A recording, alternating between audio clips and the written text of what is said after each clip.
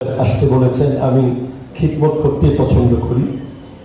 একটা কথা মনে পড়লো, স্টেজে বসে বসে ভাবছিলাম কি বলা যায়, এই প্রজন্মকে কি মেসেজ দেওয়া যায়। আমি একটা হাদিস পড়েছি, আল মুনাব্বিহাত, আল্লামা ইবনে হাজার আসকালানী রাহমাতুল্লাহ এর কিতাবে, সিত্তাতু আশিয়াইন হুন্না গরীবাতুন মিন সিত্তাতি মাওয়াদিআ, 6টা জিনিস 6 জায়গায় গরীব হয়ে যাবে। তার মধ্যে একটা হলো আল কোরআনু গরীবুন অথবা আসসুহুফু গরীবুন ফি জাওফিল ফাসিক।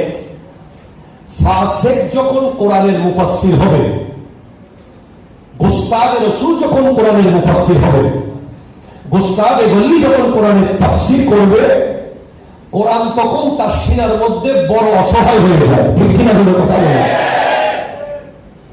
আমি এই কথাটাকে বহুদিন ধরে ভাবছিলাম, আসলে কোরআন অসহায় হয় কোথায় গিয়ে। এমন আরেকটি আছে ওখানে, ওই 6টার মধ্যে আরেকটা আছে, ওয়াল কোরআনু গরীবুন ফি মানজিলি কওমিন লা ইকরাউনা ফিহি। কোরআন গরীব হয়ে যায় যেই ঘরে কোরআন তিলাওয়াত হয় না। তাহলে 2টা জিনিস আপনি পেলেন, একটা কোরআন তিলাওয়াত যেই ঘরে হয় না, ওই ঘরে কোরআন বড় অসহায়, কোরআন গরীব হয়ে যায়।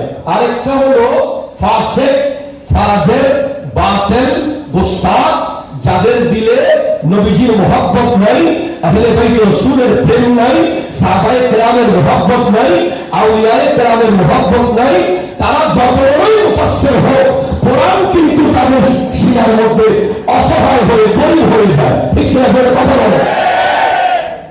এটা আলা হযরত ইমাম আহমদ রেজা খান ফাজিল বেলবী রাহমাতুল্লাহ আলাইহি আমাদের জন্য, এই প্রজন্মের জন্য। আমি জানি যে সবাই তাফসীর পড়বে না, এখানে সবাই তাফসীরে দুররে মনসুর পড়তে পারবেও না, করবেও না।